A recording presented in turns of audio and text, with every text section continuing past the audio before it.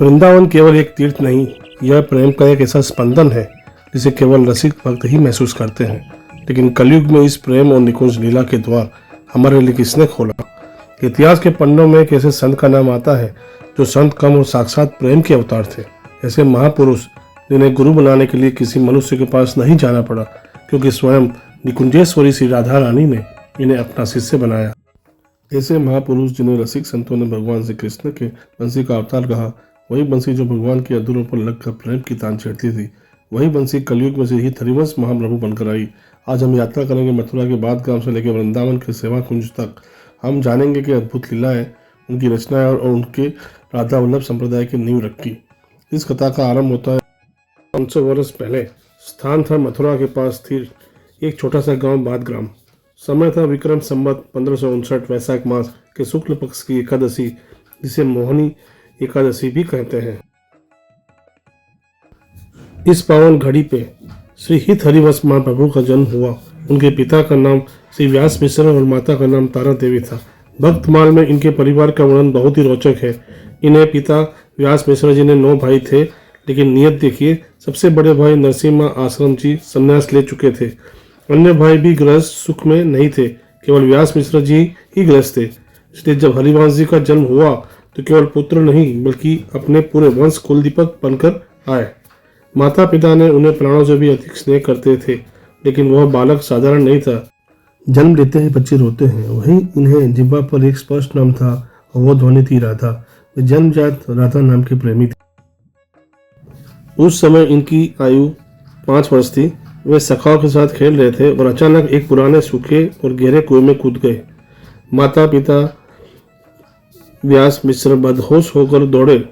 सबको लगा कि अनर्थ हो गया, लेकिन सभी कुएं के भीतर में एक दिव्य प्रकाश फूटा। देखते ही देखते सूखे कुएं का जल स्तर ऊपर आने लगा और उस जल के ऊपर कमल के फूल की तरह तैरते हुए नन्हे हरिवंश बाहर आए। वे खाली हाथ नहीं थे, उन्हें नन्हे हाथों में एक अद्भुत श्याम रंग का विग्रह था। हरिवंश जी ने बड़े प्रेम से उस विग्रह को स्थापित किया और स्वयं उनका नामकरण किया। नाम रखा श्री नवरंगी लाल जी। यह उनकी पहली आराध्य निष्ठा थी। भक्ति मार्ग में गुरु का होना अनिवार्य है, लेकिन बंसी अवतार के गुरु कौन हो सकता है? जब वे 5 वर्ष के थे तब एक अद्भुत घटना घटी।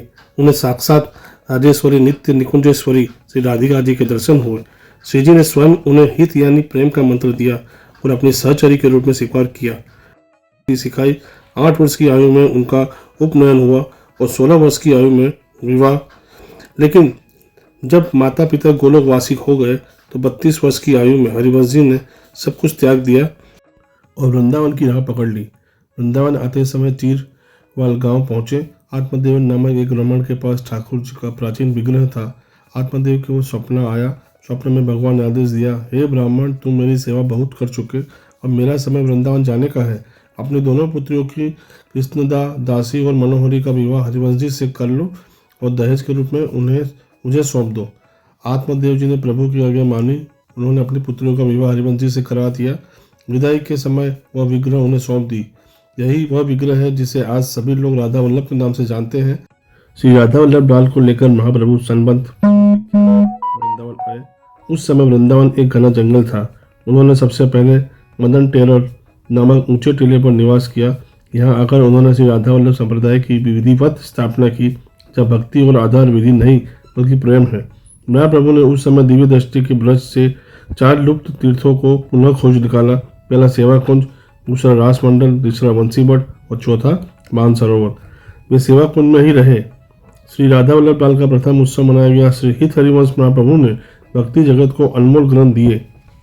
उनकी वाणी में अद्भुत मिठास थी। उनकी प्रमुख रचनाएं हैं श्री हित 84, जो ब्रज भाषा में 84 पद हैं, श्री राधा सुधा निधि और यमुनाष्टक। उनके शिष्यों की बात करें तो भक्तमाल में श्री दामोदर दास जी यानी सेवक जी का नाम विशेष आदर से लिया जाता है।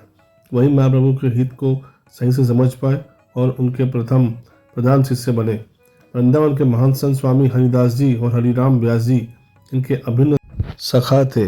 अंत में 48 वर्ष तक इस धराधाम पर प्रेम की गंगा बहाने के बाद संवत 1609 की शरद पूर्णिमा को श्री हित हरिवंश महाप्रभु जी ने नित्य निकुंज लीला में प्रवेश किया।